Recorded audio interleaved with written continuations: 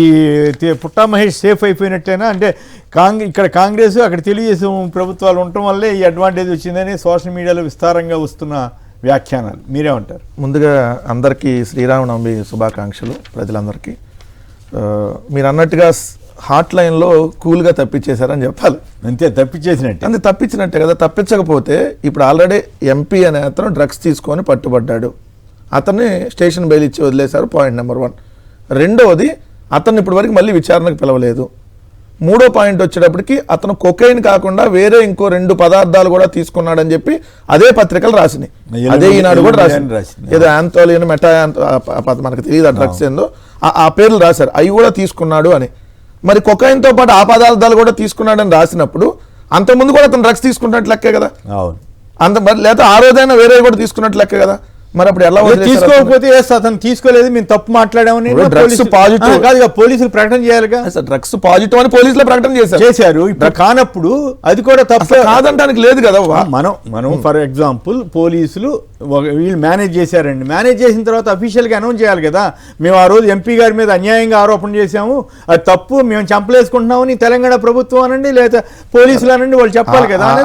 ఆ రోజే పోలీసులకు పుట్టా మహేష్ అక్కడ ఉన్నాడని తెలియదు, తెలిస్తే వెళ్ళేవాళ్ళు కాదనేది అర్థం. చెప్పట్లేదు సార్, తెలంగాణ పోలీసులు ఏమన్నారు, మీకు ముట్టా మహేష్ ఉన్నాడు మీకు ముందే సమాచారం ఉందంటే అసలు అక్కడికి వెళ్ళేదాకా మాకు ఎవరున్నారో తెలియదు, అతను ఉన్నాడు మాకు సమాచారం లేదన్నా. అంటే ఉంటే డైరెక్ట్గా మీరు రేవంత్ రెడ్డి సర్కార్ చంద్రబాబు నాయుడు సర్కార్ 2 ఒకటే, ఏం చేసేవాళ్ళు తప్పించేవాళ్ళు. ఇప్పుడైనా ఎందుకు అతను విచారణకు పిలవట్లేదు? అసలు స్టేషన్ బెయిల్ తీసుకొని పార్లమెంట్కి వెళ్ళటం ఏంటి సార్? ఈ భారతదేశ పార్లమెంట్ చరిత్రలోనే ఇలాంటి ఘోరమైన సంఘటన ఉండదు. ఒక డ్రగ్స్ తీసుకున్న ఎంపీ డ్రగ్స్తో పాటు వేరే పదార్థాలు కూడా తీసుకున్నాడు అంటే ఎన్ని రకాల మత్తు పదార్థాలు తీసుకున్నాడు దానికి అర్థం. సో అట్లాంటి వ్యక్తిని ఇప్పుడు కూల్గా వదిలేశారు. వాళ్ళ ఫాదర్ మాకేం అలవాట్లేదు మా అబ్బాయి సరే ఎవరన్నా చెబుతారా నా కొడుకు రోజు తీసుకుంటాడని? ఇప్పుడు ఆదినారాయణ రెడ్డి చెప్పాడు వాళ్ళ కొడుకు రోజు తీసుకుంటాడని. ఏం చెబుతాం? ఇప్పుడు ఆదినారాయణ రెడ్డి కొడుకు తీసుకున్నాడు, పార్టీ కూడా ఏం చర్యలు తీసుకోలేదు, ఏదో 5 రోజులు అసలు ఏమి వివరణ ఇచ్చాడో కూడా ఇంతవరకు సరే ఇప్పుడు ఆ రోజే మనం అనుకున్నాం దీన్ని సైడ్ ట్రాక్ చేస్తారని. ఎందుకంటే ఇప్పుడు వాళ్ళకి తెలుసు ఆల్రెడీ క్లియర్గా. ఎందుకు తెలియదు? నారా లోకేష్కి తెలియదా ఎవరట్టంటే వాళ్ళు అందరూ ఫ్రెండ్సే కదా. సో ఎన్ని పార్టీల్లో కలిసి ఉంటారు. సో ఇట్లా పుట్టా మహేష్ అనే అతను తీసుకుంటాడు, అంతకుముందు తీసుకున్నాడు అనేది వాస్తవం. అందుకనే పోలీసులు కూడా చెప్పింది అతను ఈ కొకైనే కాదు వేరే పదార్థాలు కూడా ఎండి డ్రగ్ లాంటివి కూడా తీసుకున్నాడు. రేవంత్ రెడ్డి గారు అసలు డ్రగ్స్ ఉండటానికి వీల్లేదు, నేను అది చేస్తానని ఓ బేకర్ ప్రకటనలు చంద్రబాబు గారికి స్టేట్మెంట్స్ కి పరిమితం. ఇప్పుడు ఆ 4 అని రాశారు కదా, వాళ్ళకి మళ్ళీ రిమాండ్ కూడా ఎక్స్టెండ్ చేయమనేది అన్నట్టున్నారు. మరి అసలు అతను ఎందుకు పిలవాలి ఎంపీని ఇప్పుడు వరకు తెలంగాణ పోలీసులు మళ్ళీ విచారణ కానీ ఇంకొక 3 వదిలేశారు కదా, విచారణకు పిలిచి ఇంకేం జరిగిందని అతని నుంచి కూడా వివరణ తీసుకోవట్లేదు. సో ఇప్పుడు వాళ్ళతో పాటు ఇతను కూడా తీసుకోవాలి కదా, విచారణకు పిలవాలి కదా. రైట్. గోపి గారు మీరు కూడా దీని మీద మాట్లాడతారా? ఈ ఆ 4 అని చెప్పి కస్టడీ ముగిసిందంట, మరి ఎంపీ గారిని సేవ్ చేసేసినట్లయినా 2 ప్రభుత్వాలు కలిసి మరి డ్రగ్స్ మీద పోరాటం చేస్తామని చెప్పే ప్రభుత్వాలు ఇట్లాగైనా వ్యవహరించేది? ఒకవేళ అన్యాయంగా అరెస్ట్ చేస్తే ఆ మాటనే చెప్పాలి, ఎస్ అన్యాయంగా అరెస్ట్ చేశామని.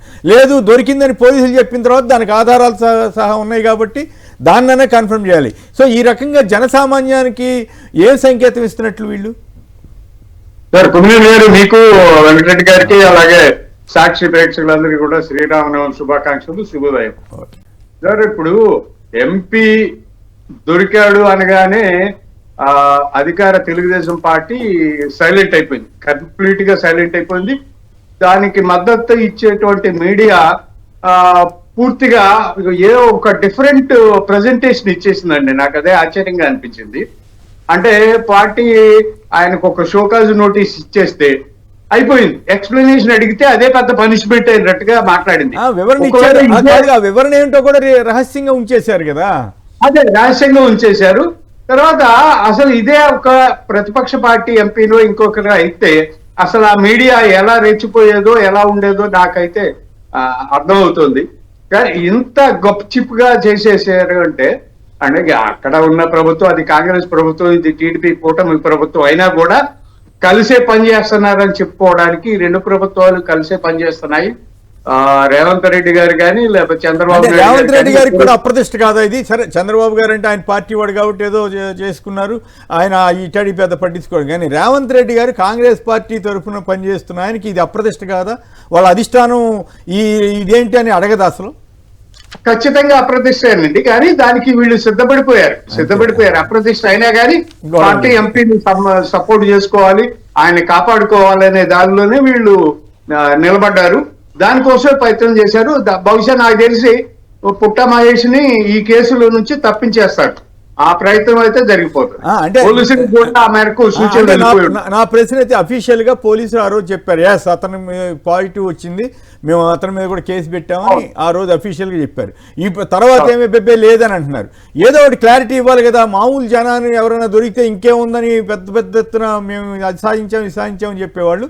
అయితే మేము తప్పుగా ఎంపీని అరెస్ట్ చేసామన్నా చెప్పాలి, లేదా లేదు అతను దొరికాడు కానీ మేము వదిలేసామని చెప్పే పరిస్థితి ఉండదు కదా. సో ఏది కరెక్ట్ అనేది జనానికి అర్థం కావాలి కదా అన్నది నా ప్రశ్న. పోలీసులు సైలెంట్ అయిపోయారండి. పోలీసుల్ని పక్కకు పెట్టేశారు. అప్పుడు పోలీసుల మీద చర్య తీసుకోవాలి కదా. తప్పుడు కేసు అయితే పోలీసుల మీద చర్య తీసుకోవాలి, తప్పుడు కేసు కాకపోతే ఎంపీ మీద చర్య తీసుకోవాలి. రెండు సైలెంట్ అయిపోతే ఏది జరగదండి. అన్ని గప్చిప్ అయిపోతాయి. ఇక ఎంపీ హ్యాపీగా తిరుగుతాడు, పోలీసులు సైలెంట్ గా ఉండిపోతారు. కేసుని ఎవరో నామాత్రపు వాళ్ళకి కొంతమంది మీద పెట్టేసి చేతులు దులిపేసుకుంటారు. అది జరగబోతుంది. రైట్. చాలా దురదృష్టకరమైనటువంటి పరిస్థితి. ఇక